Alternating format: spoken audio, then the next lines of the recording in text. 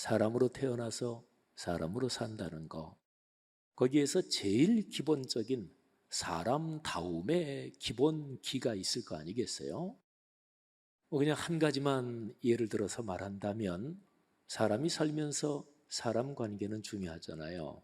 근데 사람과의 소통에서 상대방 얘기에 진심 어린 마음으로 귀를 기울이는 경청하는 훈련, 그런 능력, 이거는 참으로 중요하죠. 그래서 어떤 사람을 이렇게 볼 때 그 사람이 상대방 얘기를 듣나, 뭐 귀로는 다 들리겠죠. 근데 보면 알죠. 아, 저 사람이 내 얘기 안 듣는구나. 또는 저 사람이 내 얘기 들으면서도 무시하는구나. 뭐 아주 철저하게 속을 숨기면 모르지만 대개 표정이나 느낌으로 나타나지요. 상대방 얘기를 듣지 않는 사람이 사실은 상당히 많습니다. 그래서 어떤 사람을 이렇게 만나서 처음에 처음 본 사람이라도 이렇게 어느 정도 얘기해 보면 그 점은 알 수 있습니다. 그렇게 말하자면 삶의 기본, 그리고 삶에서 가장 중요한 어떤 덕목 같은 거지요. 여러분, 그러면 우리 그리스도인의 삶은 어떨까요? 그리스도인의 삶에서 제가 지금 말씀드린 그런 가장 기본적인 덕목 또는 기본기라고 한번 일반적인 표현으로 해보면 그것은 무엇일까요? 성경 많은 구절에 그런 중요한 덕목, 가장 기본적인 사항이 나와 있는데요. 66권 성경 전체가 하나님의 말씀이지만 성경에서는 특별하게 중요한 본문이 있습니다. 그래서 만일에 그 본문을 뺀다면 창세기부터 요한계시록까지 이어지는 성경 전체에 하나님의 구원의 메시지가, 구조가 허물어져 버리는 그렇게 중요한 본문이 성경에는 여기저기 있습니다. 제가 창세기 12장 1절부터 4절을 설교할 때는 제가 이런 말씀을 드립니다. 창세기 12장 1절부터 4절, 하나님이 아브라함을 부르신 그 장면, 부르시면서 너 자신을 비워라, 내가 채운다, 그리고 너는 나누는 인생, 모든 복의 통로가 될 것이다.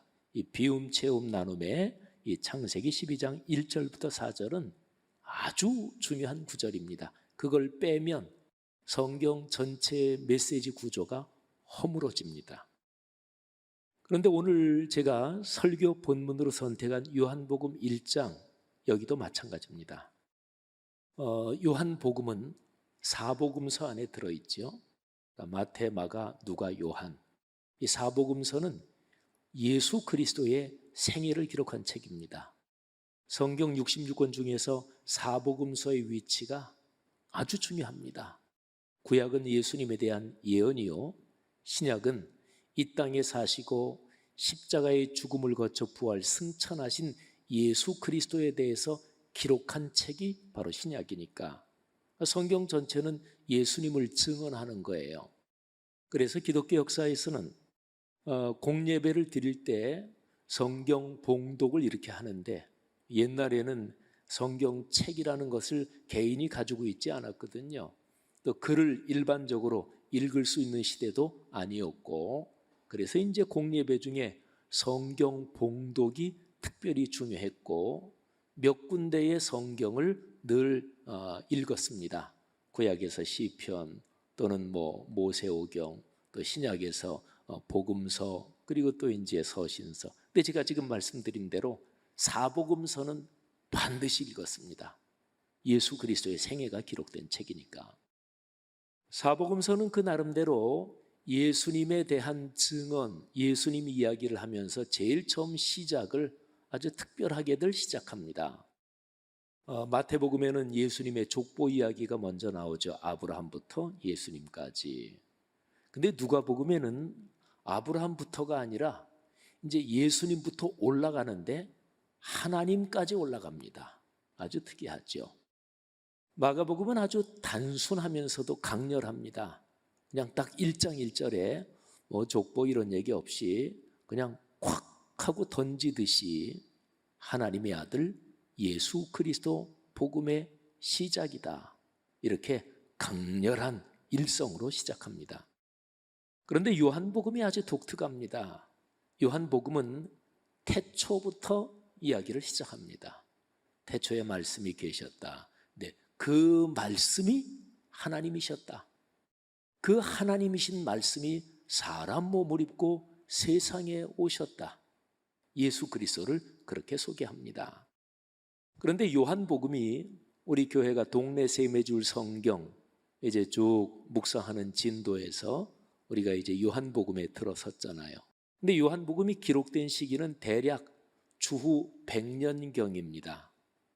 요한복음이 기록될 그 이전에 이미 마태, 마가, 누가복음이 다 기록됐고 성도들, 교회 공동체에서 다 읽히고 있었습니다. 그러니까 요한복음이 제일 나중에 기록이 됐으니까 요한복음은 앞에 이미 기록됐고 읽히고 있었던 예수님에 관한 증언, 예수님에 대한 세계 이야기, 여기에 대한 묵상이다. 이렇게도 볼 수가 있겠죠. 요한복음은 예수님에 대한 이야기를 시작하면서 아주 광대하게 장엄하게 가장 근원적인 자리부터 태초부터 그렇게 시작을 합니다. 요한복음 1장 1절부터 18절의 이 서론에는 그리스도인 신앙생활의 가장 기본적이고 토대가 되는, 말하자면 신앙의 기본기가 여기에 기록이 되어 있습니다. 오늘 이 말씀을 잘 듣고 우리 신앙에서 가장 토대가 되는 몇 가지 사항 마음에 깊이 새길 수 있으면 좋겠습니다. 자, 제가 요한복음 1장 1절부터 18절, 이게 요한복음 전체의 서론인데요. 1절부터 18절을 전체를 한번 다 보여드리고, 꽤 길겠죠? 근데 한 화면에 다 보여드리면 글씨가 꽤 작을 거예요. 그렇게 해서 거기에서 점점 빼기를 할 겁니다. 전체 1절부터 18절 보여드리고 거기에서 부차적인 거 뭐 다 중요하지만 그 중에서 부차적인 거를 좀 1차로 빼고 2차로 빼고 그러면서 제일 중요한 골자를 찾아가도록 하겠습니다. 자, 먼저 1절부터 18절 전체를 한번 보시기를 바랍니다. 자, 여기 전체 본문 가운데는 예수님을 증언하러 온 세례 요한에 관련된 부분이 들어 있습니다. 자, 그 부분을 주목하시고 그 부분을 이제 뺄 겁니다. 자, 1절부터 18절 뭐 꽤 길죠. 근데 저기에 색깔로 표시해 놓고 밑줄을 그은 부분이 세례 요한에 대한 부분입니다. 그러니까 1절부터 18절은 예수 그리스도 구세주 바로 그분을 증언하는 것인데, 세례 요한이라는 사람이 예수님의 길을 예비하러 왔고 그리고 예수님을 증언하러 온 사람이다 하는 기록이죠. 자, 그러면 이제 세례 요한에 관한 부분을 뺍니다. 중요한 부분으로 범위가 더 좁혀지는 거예요. 그리고 좁혀진 본문에서 또 핵심 부분으로 더 줄일 겁니다. 자, 보실까요? 1절부터 18절 여기에서 밑줄 친 부분이 또 뺄 부분인데 뺄 부분을 제가 설명을 좀 드리죠. 1절이 아주 중요합니다. 그리고 2, 3, 4절은 1절에 대한 설명이에요. 태초부터 계신 말씀, 하나님 자신이신 그 말씀, 그 말씀이 태초에 하나님과 함께 계셨고 그 말씀이 만물을 창조하신 바로 창조주이시다. 그리고 그 안에 생명이 있었고 이 생명이 사람들의 빛인데 이게 죄로 물든 캄캄한 세상에 이 빛이 비쳤다. 그런데 어둠이, 이 세상의 죄악이 사람들이 그거를 깨닫지 못했다. 그러면서 9절에 계속 그 참빛에 대해서 말씀을 이어갑니다. 참빛, 그분이 세상에 와서 계셨는데 그분이 세상을 창조하신 분인데 세상은 그분을 알지 못했다. 그분이 창조하신 세상이니까 이 세상, 뭐 땅으로 표현할 수 있는 세상은 그분 거잖아요. 자기 땅이잖아요. 그런데 자기 백성이 영접하지 않았다.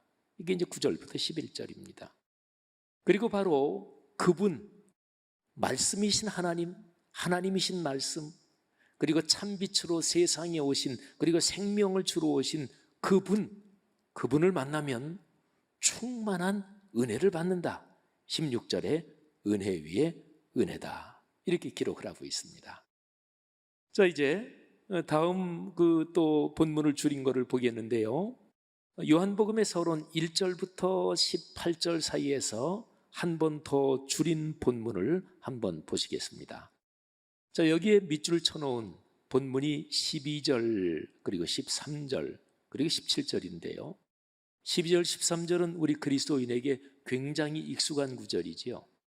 영접하는 자, 곧 그 이름을 믿는 사람들에게는 하나님의 자녀가 되는 권세를 주셨다.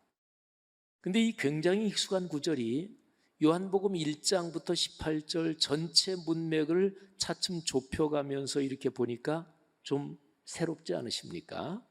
아하, 예수님을 영접하고 믿는 사람이 하나님의 자녀가 된다. 이거는 엄청난 사건이구나.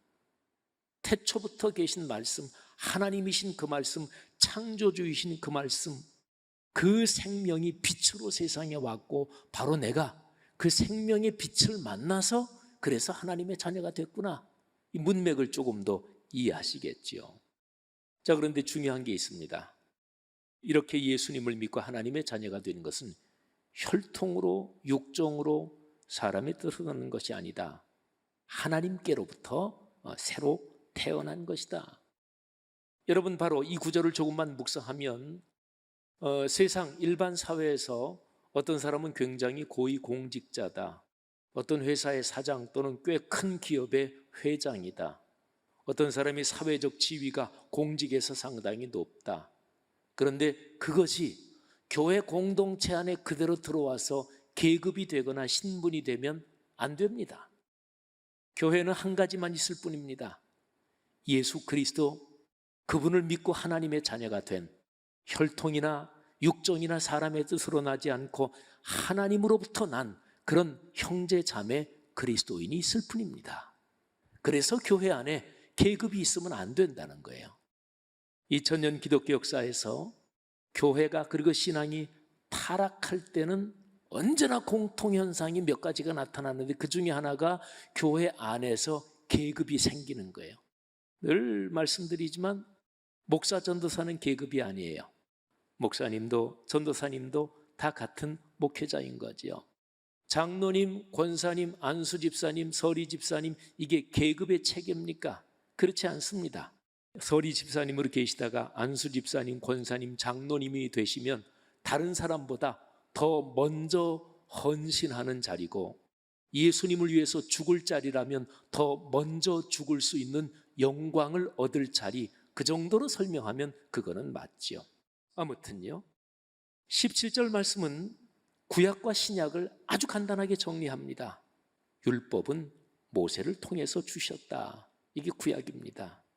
그런데 진짜로 은혜의 본질, 진리의 알맹이는 예수 그리스도를 통해서 드러나게 됐다. 그러니까 모세를 통해서 주신 율법은 그림자입니다. 그게 실체가 온 것이 예수 그리스도를 통해서 온 거죠. 자, 이제 요한복음의 이토록 중요한 서론에서 제일 핵심만 남게 되는데요. 한번 볼까요? 요한복음 서론의 심장이라고 얘기할 수 있어요. 딱 3절입니다. 1절, 14절, 18절입니다. 자, 1절을 제가 봉독합니다. 태초에 말씀이 계시니라. 이 말씀이 하나님과 함께 계셨으니 이 말씀은 곧 하나님이시니라. 자, 14절, 무지무지하게 중요한 것이고 기독교 신앙의 심장과도 같은 성경 구절, 우리 다 같이 한번 읽을까요? 말씀이 육신이 되어 우리 가운데 거하심에 우리가 그의 영광을 보니 아버지의 독생자의 영광이요 은혜와 진리가 충만하더라. 아멘. 여러분이 구절에서 거하심에, 이런 거한다, 이게 살 거자거든요. 근데 이거는 헬라어 원어가 장막을 치고 거기에 산다, 이런 뜻입니다. 그러니까 하나님 자신이신 그 말씀이 사람 몸을 입고 우리 가운데 이사 오셔서 우리와 함께 사신다. 그러니까 말씀이 삶이 되신다, 이런 말씀입니다. 오늘 제 설교 제목이죠. 말씀이 삶이 되시다. 18절이 아주 중요합니다. 본래 하나님을 본 사람이 없습니다.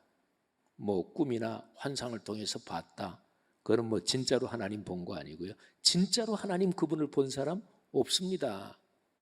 그런데 하나님을 제일 처음으로, 그러니까 제일 처음으로 하나님을 보여주신 분이 있습니다.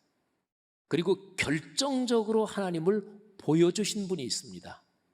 그러니까 그분이 처음으로 하나님을 보여주셨으니까 그 이전에는 하나님을 본 사람이 아무도 없고 그분을 통해서 최초로 하나님을 본 거예요. 그리고 그분이 결정적으로 하나님을 보여주셨어요. 그래서 하나님을 체험했다, 하나님을 만났다, 뭐 이런 여러 가지 경험이 있겠지만, 그런데 그분이 하나님을 보여주신 거하고는 비교가 되지 않습니다. 그게 바로 18절이에요. 본래 하나님을 본 사람이 없을 때 아버지 품속에 있는 독생하신 하나님 예수 그리스도께서 나타내셨느니라. 아멘. 여러분, 오늘 요한복음 1장 1절부터 18절 여기에는 기독교 신앙의 중심이 담겨 있는데 한 가지만 제가 말씀을 드릴게요. 2000년 기독교 역사에는 수많은 기독교 갈래들이 있습니다. 근데 기독교 신앙, 구체적으로 신앙생활하는 모습은요, 기후에 따라서 틀려져요. 우리는 온대 지방에서 살고 있지요. 근데 저 추운 지방에서 사는 사람, 열대 지방에서 사는 사람, 이 기후에 따라서도 신앙생활하는 모습이 달라요. 또 그 민족적인 기질에 따라서도 다릅니다. 아프리카 그 사람들은 워낙 춤을 잘 추고 그러잖아요. 거기서는 예배 드렸다 하면 춤춥니다. 그리고 한 2시간 동안은 흔들면서 춤추면서 예배 드려요. 근데 우리 요즘은 좀 그렇지만 우리 전통적인 한국교회에서 굉장히 엄숙한 교회는 뭐 예배 시간에 박수? 어디 박수를 쳐요? 그잖아요. 예배 시간에 엄숙하게. 그러면 예배는 어떻게 드려야 되는 것일까요? 엄숙하게 드리는 게 그게 맞고 다른 건 틀리는 걸까요? 아닙니다. 그게 문화적인 흐름, 인종, 기후, 사는 거에 따라 다 다양한 거예요. 그러니까 전 세계 기독교 신앙은 얼른 잡아도 몇십 가지는 돼요. 그런데 우리 한국에 들어온 신앙은 기독교가 쭉 전파되다가 미국에서 강력하게 부흥운동이 일어난 1800년대 그 부흥운동에서 은혜 받은 사람들이 우리 한국 땅에 주로 들어와서 한국교회 신앙이 형성이 됐어요. 그러니까 한국교회 신앙도 수많은 신앙 유형 중에 어느 하나지요. 그런데 우리 한국교회 그리스도인들이 내가 믿는 신앙, 우리가 믿는 요 형태, 요 방식이 진리다. 여기에서 틀리면 그건 이단이고 잘못된 거다. 이게 참 넌센스지요. 이게 신앙의 아집입니다. 우리 기독교 신앙은 전 세계 모든 신앙, 다양한 가운데 예수 그리스도를 나의 주님으로 고백하는 이 한 공통 분모를 지니고 있는 거지요. 그 공통 분모 중에서 제일 중요한 것이, 그러니까 기독교 신앙의 몇십 가지 갈래 어느 것이든지 간에 공통으로 인정하는 게 바로 성육신 신앙입니다. 오늘 이 말씀 요한복음 1장 1절, 14절, 18절 이 성육신 신앙이 모든 기독교의 공통점입니다. 우리가 뉴스에서 가끔 이집트 거기에 그리스도인들이 박해를 받는다 뭐 이런 보도를 가끔씩마다 어떻게 나와요. 거기 기독교를 콥틱 기독교라 그러지요. 콥틱이란 말이 기독교라는 말이에요. 그러니까 거기에 콥틱 기독교, 그는 초대교회 때부터 아주 오랜 전통을 가지고 있는 건데 그것도 기독교고 우리 한국 땅에 있는 것도 기독교고. 자, 여러분, 아무튼 이 요한복음 1장 1절부터 18절이 이 정도로 중요합니다. 그러니까 기독교 신앙의 기본 중에 기본이요, 토대 중에 진짜로 중요한 토대지요. 자, 이 엄청난 메시지에서 우리가 가르침을 받아야 할 그 내용을 3가지로 한번 정리해 보겠습니다. 자, 첫째로 태초에 말씀이 계셨다. 근데 그 말씀이 곧 하나님이시다. 두 번째로 그 말씀이 사람이 되셨다. 곧 말씀이 삶이 되셔서 지금 여기 우리와 함께 사신다. 세 번째로 사람이 되신 이 말씀 예수 그리스도를 통해서만 하나님을 될 수 있다. 여러분, 기독교 신앙의 제일 중요한 기본 토대가 바로 이 메시지들입니다. 하나님의 말씀, 이게 기독교 신앙의 중심이에요. 말씀은 태초부터 계셨고, 아니 말씀 자체가 하나님이시고 그분이 천지를 창조하셨다고 그렇게 기록합니다. 그런데 말씀이 우리에게 다가오는 것은 세 가지 길이 있습니다. 첫째가 기록된 66권 성경의 말씀, 두 번째 사람 몸을 입고 이 땅에 오신 성육신 하신 말씀, 이 기록된 말씀, 성육신 하신 말씀, 이거 두 개는 과거형이지요. 그 다음에 현재 진행형으로 표현될 수 있는 말씀의 길이 있어요. 그게 뭐냐면 선포되는 말씀. 공예배의 설교를 통해 이런저런 상황에서 하나님의 말씀이 지금 현재 진행형으로 선포되는 거예요. 그러니까 기독교가 무엇인가? 하나님이 선포되는 건데 구체적으로 말하면 말씀이 선포되는 말씀 사역입니다. 그 중심이 예수 그리스도, 그분의 시원 근원은 태초 이전입니다. 그런데 그분이 지금 여기 우리와 같이 사세요. 성령의 동행하심으로 말이죠. 이 예수 그리스도를 통하지 않고는 누구도 하나님께로 갈 수가 없습니다. 그리스도를 통해서만 구원을 받을 수 있다. 바로 이것이 우리 기독교 신앙의 핵심 메시지지요. 예수 그리스도의 근원적인 근원성, 그리고 지금 여기 같이 계시는 현존성, 그리고 예수 그리스도가 기독교 신앙의 핵심 심장이라는 중심성, 이런 거죠. 사랑하신 여러분, 이 사실을 가만히 묵상하면 우리의 신앙에서 이거는 본질이 아니구나, 이거는 신앙이 중심에서 벗어났구나, 이런 거를 좀 우리가 이모저모를 깨달을 수 있습니다. 여러분, 아까 제가 요한복음 1장 12절 말씀드렸죠. 영접하는 자 곧 그 이름을 믿는 자들에게는 하나님의 자녀가 되는 권세를 주셨으니, 교회에서 전도가 중요하잖아요. 그런데 한번 생각해 보세요. 전도가 저같이 담임 목회하는 사람들, 제가 교회가 점점 커져야, 사람이 많아져야 제가 성공하잖아요. 통속적으로 그렇잖아요. 그러면 전도라는 게 어떤 목사 개인이 성공하기 위해서 써먹는 수단이에요? 천만에요. 오늘 우리가 문맥을 봤잖아요. 태초부터 계신 말씀, 그 말씀이 사람이 되셔서 내가 그 말씀 생명의 빛을 받아서 내가 하나님을 믿었단 말이에요. 이거 무료로 값없이 받았단 말이에요. 이 엄청난 사건을 어느 한 목사 개인이 성공하는 수단으로 써먹는다, 또는 어느 한 교회 교세를 늘리기 위해서 써먹는 수단이 전도다.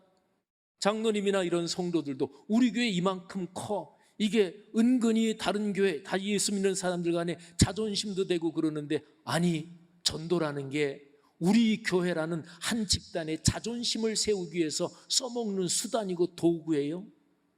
말이 안 되는 거죠. 사랑하신 여러분, 그러니까 우리 한국교회가 그토록 강조하는 전도를 생각해 보면, 가만히 묵상해 보면, 우리가 본질에서 벗어났구나. 한국교회가 교회 숫자 커지고 재정 많아지면 그러면 다 오케이다, 이 교회 성장주의, 물량주의에서 벗어나지 않으면 한국교회는 절대로 새로워질 수 없을 것입니다. 그게 중심이 아니고, 그러면 어디에 초점을 맞춰야 돼요? 말씀입니다. 말씀. 그래서 우리 교회에서 동네 세매줄 성경 가지고 말씀 묵상하면서 진짜로 본질로 돌아가자. 목사부터 장로님 또는 신앙생활 평생 하신 분들도 다 내 삶을 한번 성찰해 보면서, 내가 평생 신앙생활했고 내가 목사요, 내가 신학자고 또 성경도 많이 알지만, 그런데 가만히 자신을 성찰해 보면서 내가 곁길로 간 것 없는가? 많습니다. 사랑하신 여러분, 오늘 요한복음의 이 메시지가 여러분과 저 우리 모두의 삶에 다시 한번 신앙의 근원을 되돌아보는 기회가 되기를 바랍니다. 그리고 다시 한번 우리의 신앙이 하나님이 주신 그 아름다운 신앙의 본질로 돌아가는 그런 축복이 있기를 주님의 이름으로 축원합니다.